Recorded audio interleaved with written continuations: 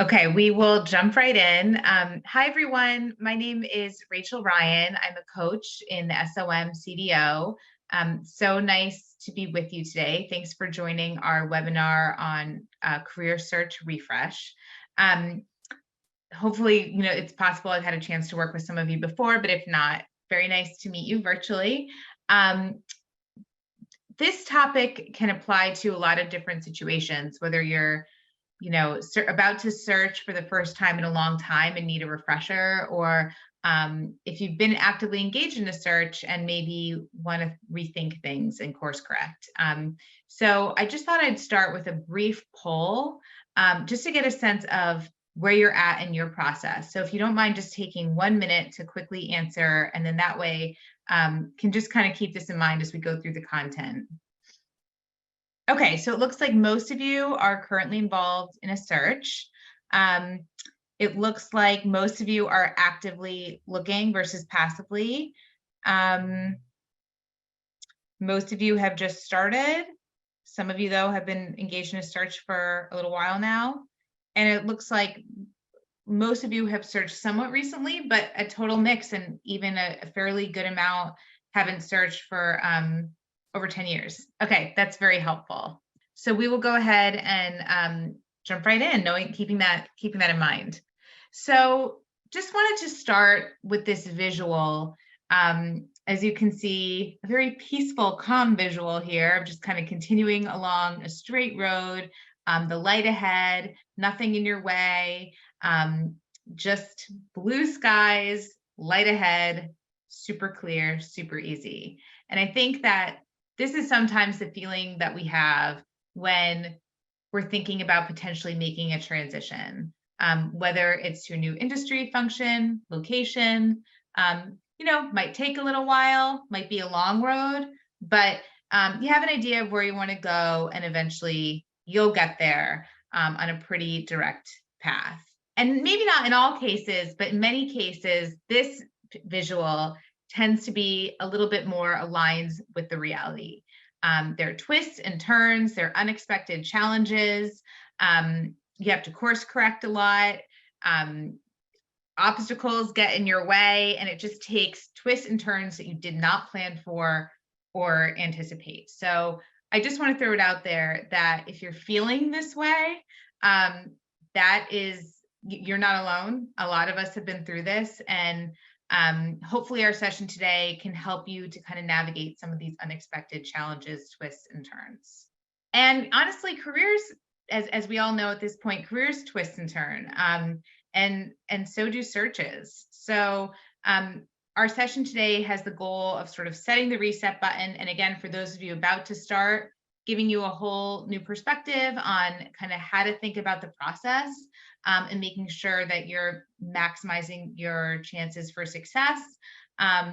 And, just like, I would just say, I think the spirit of this session and thinking about resetting, refreshing, it's sort of like no different than your iPhone or your computer. Sometimes you just feel like you need to turn it off, restart, refresh, and everything tends to work a little bit better. So hopefully you can take a couple of little tips, tricks from our session today, think about things in a different way, use our framework to help things be a little bit more productive going forward. And I should have also mentioned at the start, there's going to be plenty of time for Q&A. You can just enter your questions at the end through the Q&A feature. So I know some of you haven't looked for a job actually in 10 plus years, and some of you more recently, so you're going to be somewhat familiar with this. But when you think about what's changed in a job search in recent years, I would say quite a bit, and this visual kind of brings that to life. The job search is really intertwined with technology, and especially with social media. I would say that fit online, especially on LinkedIn, has become increasingly important. Your social media presence is critical in terms of, especially on LinkedIn, in terms of making sure that you're being identified for the right opportunities, that you're putting out a personal brand that is cohesive and in line with the types of roles and or industry function, whatever it may be that you're really interested in. Really, recruiters rely on LinkedIn really heavily. I think our statistic is that 95% of HR uses LinkedIn to source for roles. 75% of hiring managers at least check to learn about a candidate on LinkedIn before making a decision about if they want to interview them. I can say, having been in HR in the past, I did this as well. And increasingly, tech employers only use LinkedIn. Additionally, it's quite common for recruiters to just proactively look to find candidates, even if they don't post for roles, to see if they can proactively identify someone and reach out about a potential opportunity. And so it's important that your LinkedIn profile is up to date and in line with your interests, and that beyond LinkedIn, just like your general brand, which we'll reference throughout our discussion today, is putting out there the image, the type of profile, the type of experiences, skills that you want to make sure is aligned with your area of interest and the transition that you might be trying to make or the move you're trying to make. I thought this would be helpful to just sort of unpack how a role becomes a posting online. I think we often think, oh, there's an opening at a company or an employer, and it immediately goes on LinkedIn or on a job board, and there's the opportunity, and we go ahead and apply and are considered. And it's just not that straightforward. And there's so many opportunities to kind of get in the mix much earlier than that and get on the radar. So I just wanted to walk through it because I think it will help you think through your search strategy and where you prioritize your time going forward, if you kind of have an understanding of how things work behind the scenes. So let's say someone resigns at a company and now suddenly there's an opening, and that internal company recruiter now has this open job. I would say the first step is usually the recruiter thinks about their own personal network. Maybe there have been candidates from the past that would be a great fit, or there's internal candidates that they have met with before, or just people from their network that they know. It's not uncommon for recruiters to get to know high potential or really great talent proactively in the event that an opening comes up. So first, they're going to just think about, oh, does anyone immediately come to mind from my network that would make sense for this? And as you can see here, that's a potential opportunity and way that you can connect by having relationships with recruiters in certain situations. Next, usually they're going to look internally. Is there any internal talent that's looking to make a move that would be a great fit? That makes sense, just because we know that it's always helpful to have strong internal talent and know kind of the nature of the candidate and help stretch them, move them, something that's quite common. They're going to next probably think about any referrals. So often employers might have referral programs where employees are incentivized to provide referrals for great candidates or beyond those programs. As you know, I'm sure you've provided referrals before. I'm sure plenty of you have even heard from current students who, or whether this year or in recent years, trying to, potentially get your insight and or a referral as they're trying to recruit. So they're going to think about company referrals or just referrals in general. And that's another huge way that you can be considered. Then they'll probably move to post internally on the company job board and then externally. So is it possible and pretty likely that all of these steps will take place and eventually it'll be on a job board? Yeah, I think a lot of jobs eventually make their way on a job board, and it can move in pretty quick succession.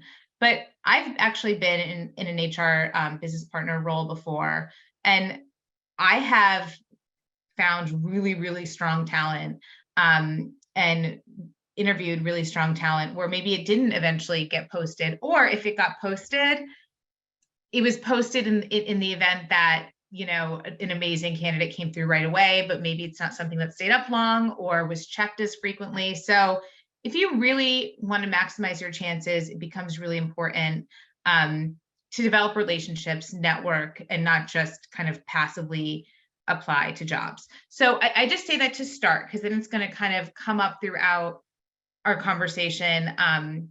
just to kind of know how things work when it comes to open jobs. I would also say that there's maybe some of you with more experience, and it might not be quite so much about just like finding open jobs on a job board, but maybe even executive search relationships. And so I think it all comes down to the same point that relationships become increasingly important as we think about navigating and finding the right next step.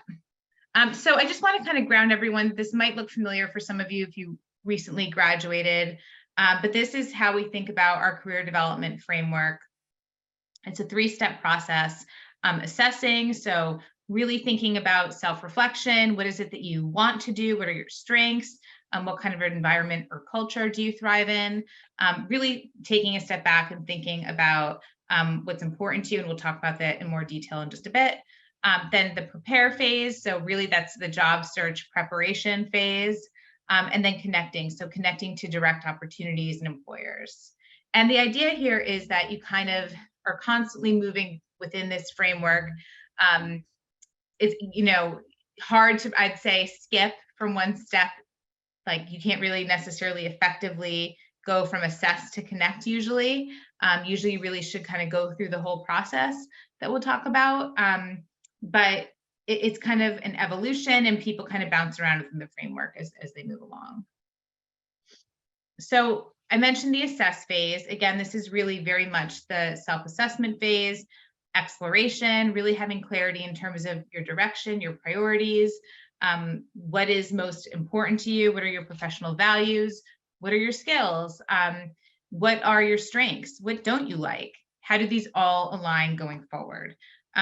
So this is really the first step in the process. And for those of you who are kind of thinking to yourselves, where am I going?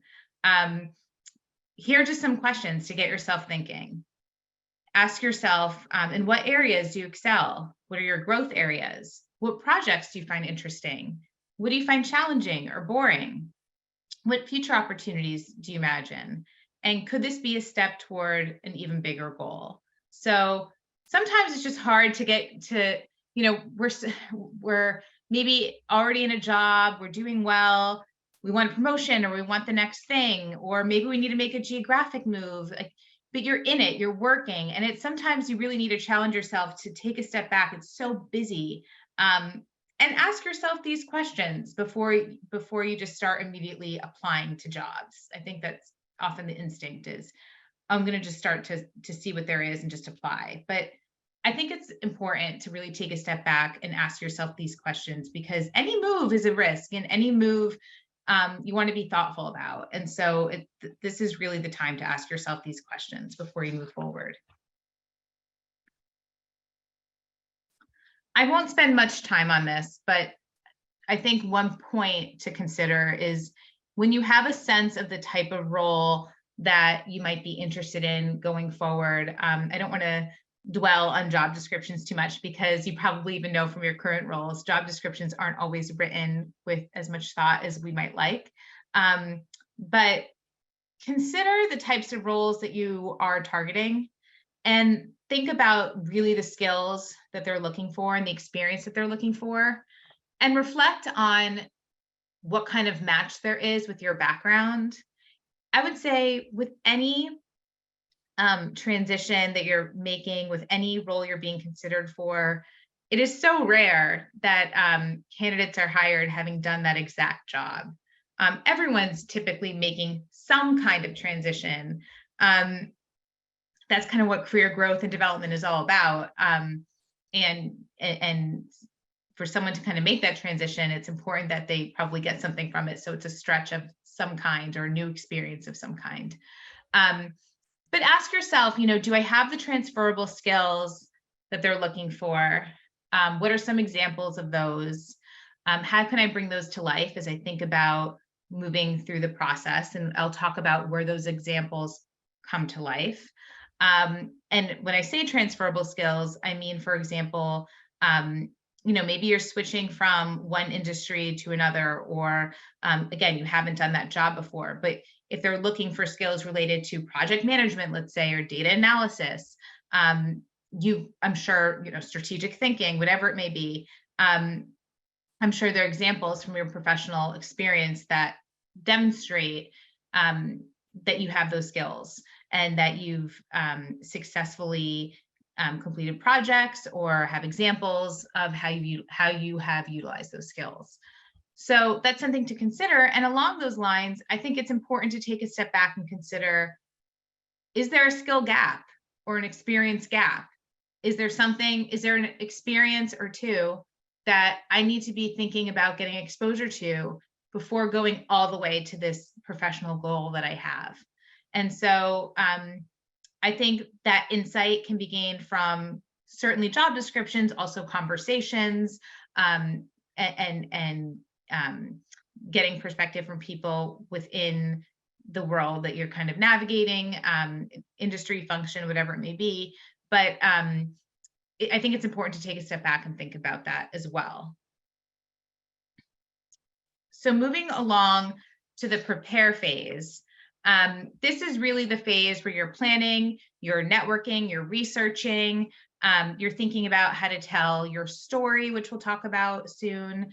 Again, having informational interviews or informational networking discussions, and really doing your research. I can't tell you how often I hear students, for example, say, oh, well, I'm just going to make this up, but they have assumptions. So maybe it's, I am really interested in healthcare, but I don't have a science background, so that's not going to happen. And that's why I'm focused on this instead. Well, that's a huge assumption that you can't go into healthcare without a science background. Have you talked to people about that? Have you had those conversations? Have you met people before who have made that transition? What did that look like? Did they target certain areas within healthcare, maybe certain functional areas that rely a little bit less on scientific knowledge and experience? It's just an example, but we all have these baked in assumptions that we make when we start a search about what we can and cannot do. This is a really good time to test those assumptions rather than have those assumptions guide you through your process. Just one quick reminder to document your accomplishments. As you're working, you're so busy. You've got your life, obviously, which I'm sure is very full. You have the day-to-day stress and pressure and time required of working for many of you. So take a step back and think about, what have you accomplished? What were the results that you delivered? What are some of the transferable skills that you bring, and how can you then kind of weave that into strategically self-promote along the way? I think it's really important to think about your overall branding that I referenced at the start. And as I think about that, I think about, you have a resume that you want to be focused. You want to have, potentially, if they're the types of roles that might have an optional cover letter, you want to make sure that you have targeted cover letters, and you want to have an up-to-date LinkedIn profile. And I just kind of want to mention all of these together. They all kind of come together as representing kind of your professional brand as you're applying to a job. They also all have a different role. So, I really think of the resume as the place that is very much a highlight reel of your accomplishments, of highlighting the transferable skills that you use to kind of deliver on those accomplishments. But it's kind of that concise, well-written highlight reel, sort of how I think about that, and very much focused on results.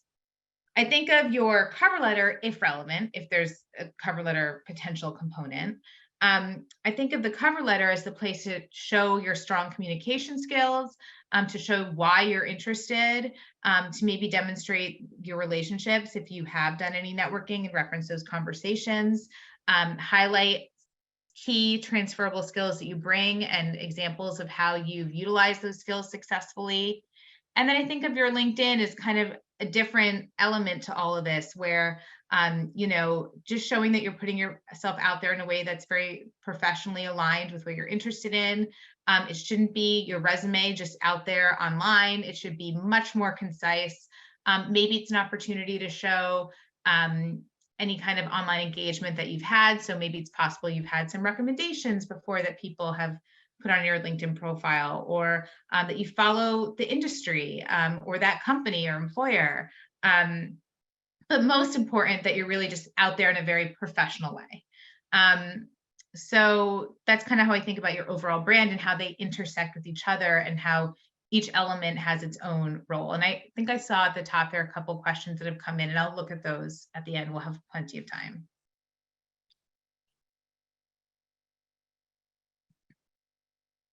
This might sound familiar as well if you have been at SOM in recent years, but we always want to make sure that you're prepared at the start of a job search to tell your story. And that sounds really simple and probably obvious, but sometimes it can be a difficult question if someone asks you off the bat, well, tell me about yourself, or walk me through your background. It actually can take practice and thought to think about how to tell that in a way that is tailored for your new interest potentially, or is concise and not rambling, where you're highlighting the key points. And especially as you get more and more experience, what is it that you want to spend a little bit longer on, and what is it that you maybe want to just mention and kind of glide right over. I always tell students that, for me, having been on the other side of this and having done quite a bit of recruiting before, I always like to have the feeling when I'm meeting with a candidate that all roads led them here. If I feel like, oh, wow, all roads really led them here, that makes so much sense why they're interested in this as a next step.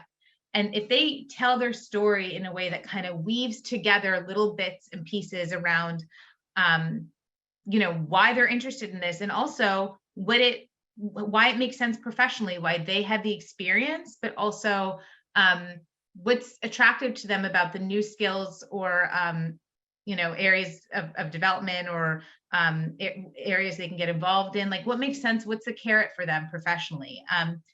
That always, for me, strengthens their candidacy. So just something to consider.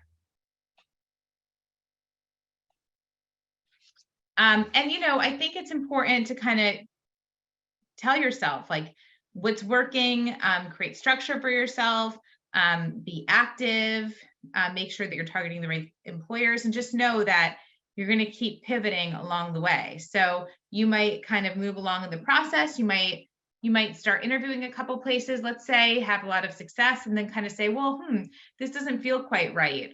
I need to rethink things. And so just know you're going to constantly keep evaluating, pivoting. Some of you, it might be a very straightforward process, but on the whole, I think these things can take twists and turns, as the visual at the start referenced. And then finally, we talk a lot about the connect phase. And when we say connect, we're really thinking about the interviewing process, applications, and kind of the nature of interviewing, essentially. Just a reminder to really think about the relationships that you have and revisit those relationships. And there's so many, whether it's, former classmates, former colleagues, family, friends of friends. Think about those relationships. And for those of you who are maybe even having a harder time getting started, or just about to get started, and maybe you haven't done this in a while, or you're feeling rusty or a little unsure, which I think is really natural. Think about if there's just someone in your personal network that would be an easy conversation, one where you don't have to overly think it. Maybe you just have a comfort level. Those are always great conversations to start with. And also, don't minimize how powerful some of these connections can be. Just recently, I worked with a student who found a job opening at like a dream employer, remembered they had a friend of a friend at that employer, happened to reach out. They got fast-tracked for the interview. It was a really strong fit with the interview, and they actually just got the job. But they were actually, already pretty deep in the interview process. They may not have checked to see if their application, had they not reached out. And so, these things matter. They can really make a huge impact. So just refresh yourself. Think about the relationships and the people in your life. They can really make a huge difference. There's also tons of opportunity for blind outreach as you get more focused and more targeted in your search. But I think I saw at the start that many of you are just beginning this process again. So this is always, I think, a really natural starting point. Just kind of a reminder when you think about outreach and your approach. Some of you might remember if you were at SOM somewhat recently that there are times where you really kind of want to network, develop relationships, then apply. I would say once you're in the workforce, everything's happening in real time. I'm sure you've experienced this yourself where there's an opening and you kind of want it filled yesterday. So things move quickly. So I would follow the process. I would apply if there's something that really is attractive to you, but then make sure you're networking behind the scenes, developing relationships. That visual at the start, remember, of all the steps in a process to get to a posting is important. Make sure that, if you can get a referral without asking for one, or, develop relationships through the process, I think that's really important. Of course, you don't necessarily have to just wait for an opening to reach out to someone. Proactively reaching out and having conversations is key, but you're also very busy, I'm sure, working. As I mentioned earlier, it's just a kind of a different ball game. So, as you prioritize, just keep this in mind. Just a little reminder to set yourself up for success. You're going to just have to figure out what works for you, but set up whatever structure is helpful. Maybe there are weeks that you can't do as much, and I think that that's natural, but set aside the time you need, schedule time, whether it's blocking your calendar for a little bit or freeing up a weekend or night to do some research, whatever it may be. And I think overall, just know, you have ongoing support from our office. You can always schedule a coaching appointment to talk through your process, ask questions along the way. We're absolutely here for that. So with that, I want to open it up to any questions. I saw a couple come through, so I'll start to look at them and then we'll go from there.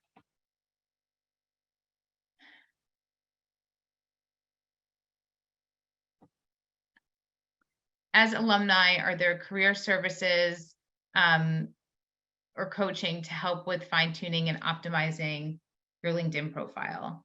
Yes, as an SOM alum, you can access this SOM CDO. We have coaches who are involved in coaching alumni, and you can set up an appointment to talk through your LinkedIn profile if that's what you'd like to do. Absolutely. We also have on our CDO alumni website a bunch of materials, and I believe some of those relate to LinkedIn as well. And I'm assuming it's that same page in which you can set up appointments with the coaching team as well.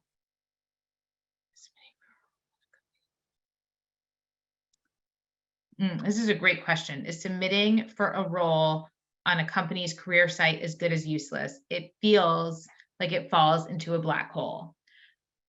It does kind of fall into a black hole, but it's not useless. That being said, so if you go back to that visual at the start of our discussion around all the steps to kind of get to that posting, you're not going to be considered unless you submit an application, probably, unless there's like a behind the scenes referral. And even then, they're going to probably ask you to apply. Are there cases where you apply and then you just suddenly get an interview? Totally. But some of it can even be a timing thing. Like, just anecdotally, I've seen recruiters have responsibility for like 20 openings at a time. So they may even go in to see who's applied on a given day, find a few great candidates, schedule them for interviews, focus the next couple of weeks on sourcing candidates for their other searches as those interviews play out, and never check again to see if anyone else applied because maybe one of those candidates worked out. So that's just kind of an example of how it's literally possible that no one ever looks at your application. But sometimes the stars align and they're looking and they're checking and there's a fit and there's interest. So you should still apply, but how much time you spend just sitting behind your computer, submitting applications versus actually reaching out and having discussions is how I think about making the shift. So I would say instead, I've worked with students, for example, who say, I applied to 100 jobs and I nothing's come of it, but they haven't had any discussions. I would say, well, shift your focus to more like 70 to 80% of your time reaching out and having conversations, and maybe more like 20 to 30% applications. So I think it's really important that you try and network and have discussions anywhere you're applying. We know that that might not be possible all the time, but I would really try for it most of the time. And again, you only have so much time for your search. So I would make sure that you're carving out significant time to reach out and have exploratory discussions, not just carving out time to apply to open roles on websites.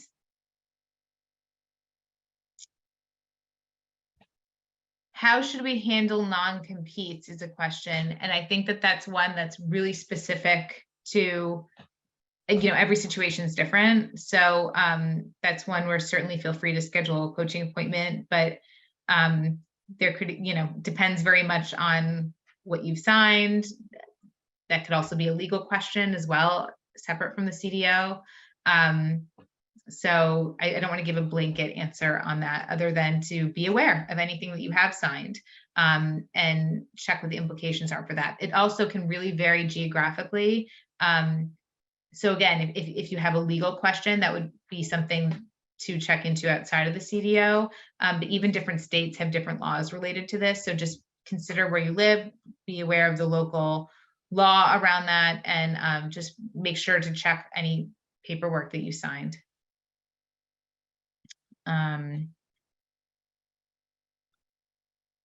If someone has been an entrepreneur and wants to go back to a 9-to-5, what tips would you give for highlighting transferable skills from entrepreneurship to a job? It's a great question. I would think of this as no different from any job that you're transitioning from. Think about the skills you've utilized. Maybe it's that you're a real self-starter, that you're really, you're great at navigating ambiguity. You wear multiple hats. I'm just kind of making things up. Project management, data analysis. It's all the same. Those examples I gave before, they don't suddenly become different if you're an entrepreneur. Being an entrepreneur is a role. So I don't think of it any differently. I would, again, you can always set up time to have a specific discussion around the transition you're trying to make. But I think it's all about the story you tell as well. The skills you've developed being an entrepreneur or in your role, and how that makes you an especially attractive candidate, and really leaning into that.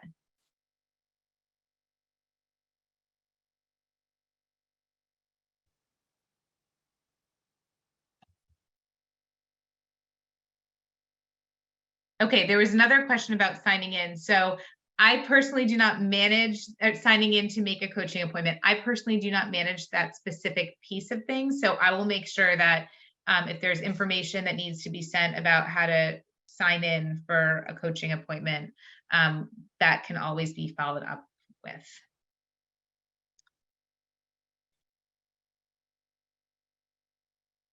see.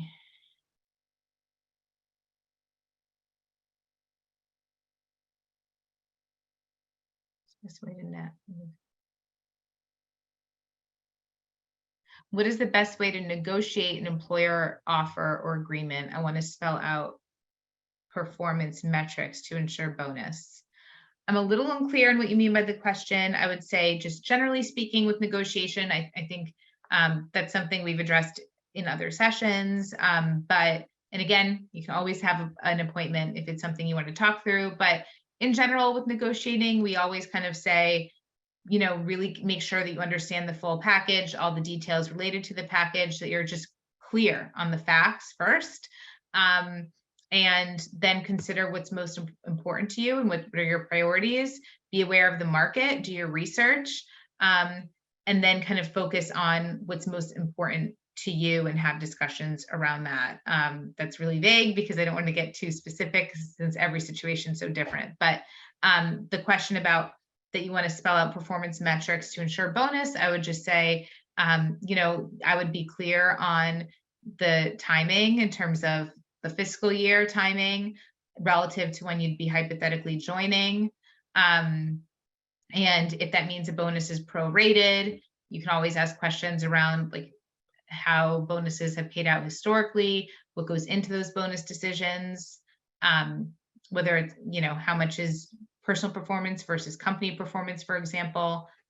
So just some thought starters for you.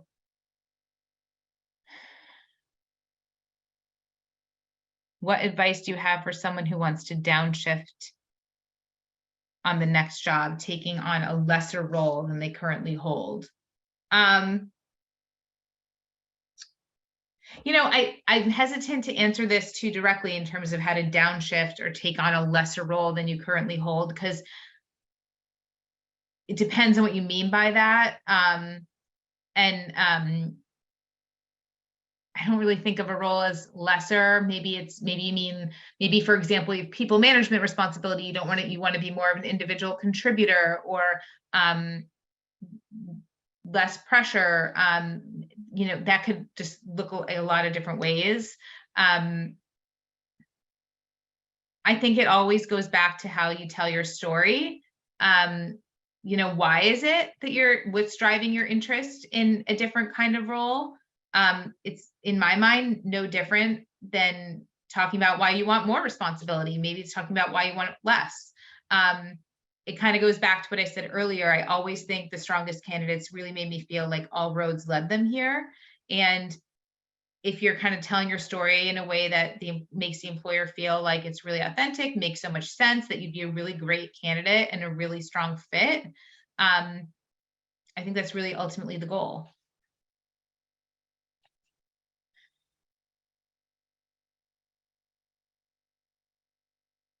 Any recommendation for networking for cross-country geographic opportunity?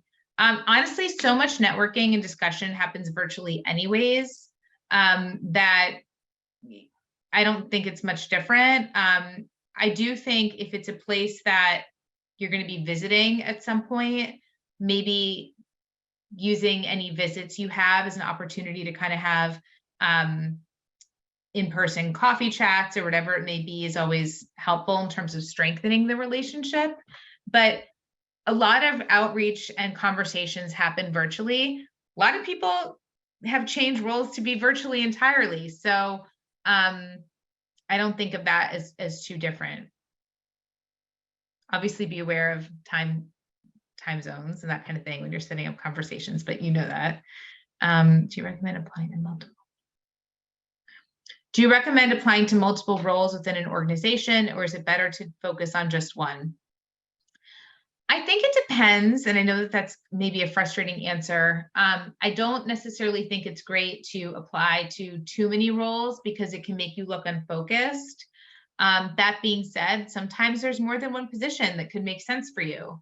But this is where I think reaching out and having conversations and developing relationships is really helpful, because as a part of that discussion, you could get a better sense of where you'd be a stronger fit.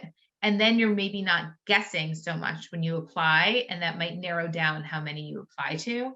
I would also say this is where sometimes reaching out and having a chat with a recruiter can be helpful. And, for some of these huge companies, that can be difficult, but for a smaller organization, I actually think just kind of blindly reaching out to a recruiter or HR can be really successful. Doesn't mean you shouldn't try for a larger one, it kind of expressing your strong interest, but I just, sometimes there's not as much response there.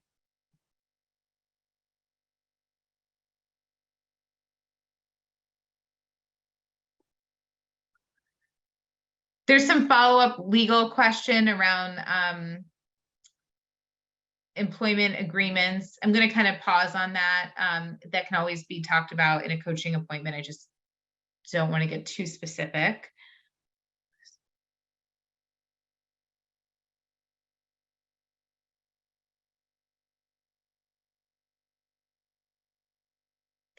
This is an interesting question. In New York City, job postings now must list a salary range. Does that mean legally they have to pay in that range, or should I still apply if I think I can justify a higher salary? To be totally honest, I'm not sure what the legal requirement is on that other than posting the range, but I think my understanding and from what I've observed is that the ranges have been pretty wide. And I think every employer has handled it a little bit differently. Um, for some, there might be a little wiggle room there. For others, there's not. So I think if it's someplace that you're really interested in, you should apply. And then through conversation, you can figure out if it gets to the point where they're really interested in you, you can have the discussion about salary. I think the reality is that employers have an organizational structure and they have to have compensation that works within that structure. And so, they can't bring in someone necessarily at one level making more, let's say, than someone with more experience at a higher level. So there's just the natural kind of banding and structure that exists when it comes to compensation.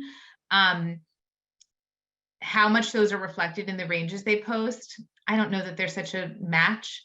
I think you can learn a little bit from the ranges, but I don't think that you can take it so literally that it counts out an application entirely.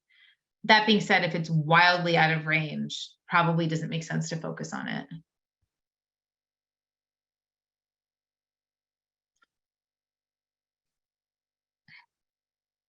I think that hopefully answers a couple questions there. And in terms of employers not publishing ranges, only some places have that transparency range. So if they don't have to, I don't think it's uncommon. I don't think it's a red flag that they don't. Because not everywhere requires it.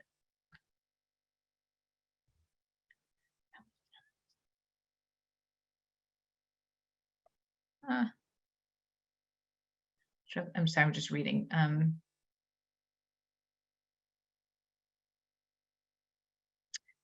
There was a question about how to tell a story about having worked for an organization that went out of business and where the right place and when the right place is to do that. It's a great question. I would not, the answer is no, I would not tell that story in a cover letter. I think that's, I would caution against telling that story in writing. I think use the cover letter to talk about why you're interested and the great skills and experience you bring. That is more through conversation. Because remember, anything in writing can also just be shared and it's up to interpretation, and anything that has some nuance around it, I think is always better as a conversation.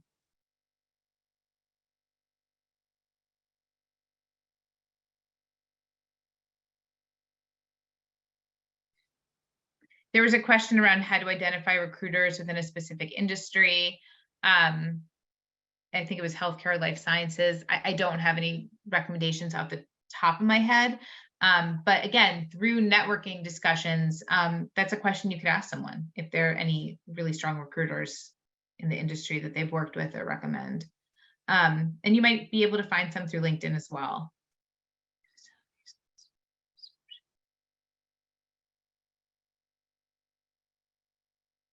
If a salary isn't listed in the description, when is it appropriate to ask the recruiter for the salary range once they've reached out for a screen? At the beginning of the call, before the call, at the end? I definitely wouldn't ask before. I think it depends. It depends, and it depends on how much they're willing to share, and it depends on the compensation. Sometimes too, compensation isn't necessarily just like a number, because as we know, it's a holistic package.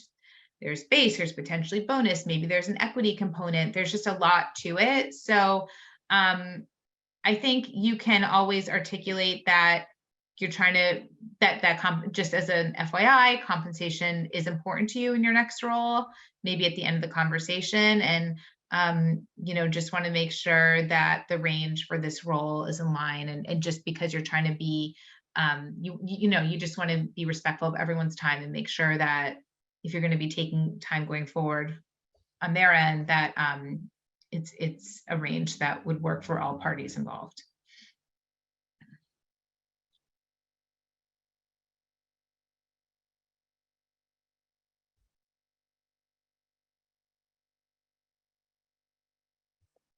I found some SOM alumni are generally very willing to help out if they're able. Any pointers for alumni networking specific to areas of interest, for example, product managers in tech, or outreach to alumni in a specific company of interest? Outside of LinkedIn, are there any resources from CDO that could help us identify SOM alumni we could reach out to? Yes, I mean, there is the SOM alumni network. And when we follow up, I mean, I believe you have access to that. And when we follow up around the question around logging in, can certainly, include that information as well. I do think that both together are useful. LinkedIn is always going to have the most up-to-date information. So I would consider that as being super up to date. And I'm going to send a quick note on that.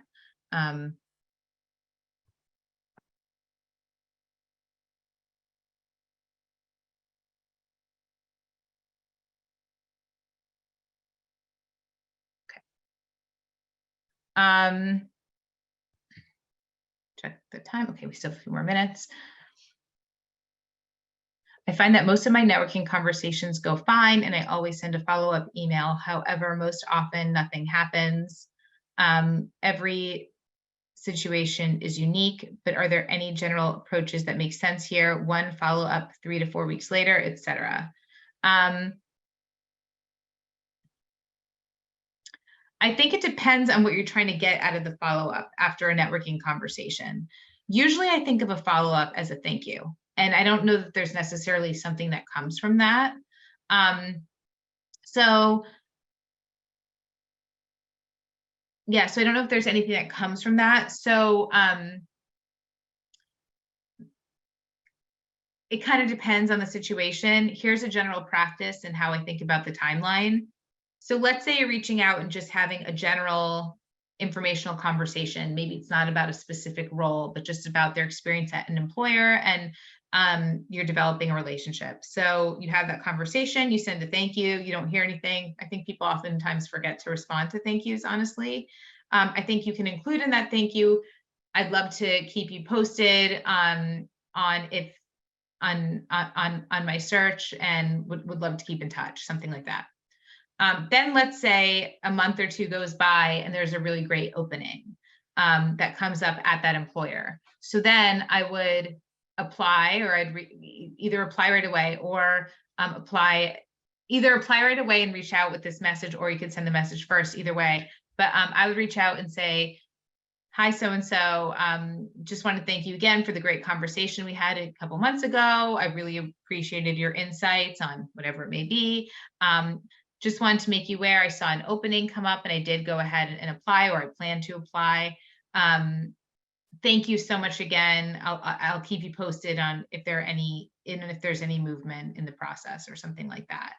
And then, they might go ahead and refer you, or maybe they'll even have insight on the role if you haven't yet applied. So that could be one advantage to that.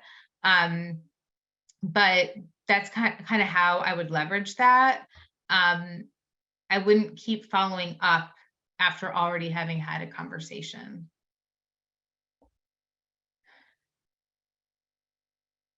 Any issues with flagging your profiles open for opportunities within LinkedIn? Well, if you're connected on LinkedIn and visible to people, it depends. It depends on probably the nature in which you're selecting that. I'm not an expert in that off the bat. My only hesitation would be if you're currently employed and don't want your current employer to know that, and if it's something that they can see on their end, that's something to be mindful of. if it's a back end thing that is really only for, um, like LinkedIn Recruiter or that kind of thing to access, then I think it's fine. And I would say open opportunities is different from actively looking. So, I mean, if a recruiter at your current employer somehow, you came up in a search as open for opportunities, I mean, I think most people are probably open to hearing. Doesn't mean that you'd go. So, um, branding yourself is different from selecting that probably on the back end, but I would just double check your privacy settings and um, make sure that anything you're selecting isn't visible to your current employer in an obvious way.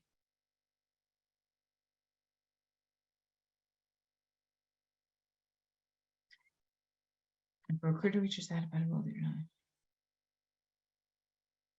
If a recruiter reaches out about a role that you're not interested in and is not the best fit, but you're more interested in other roles at the same company, what's the best way to approach that if they're not responsible for the other roles?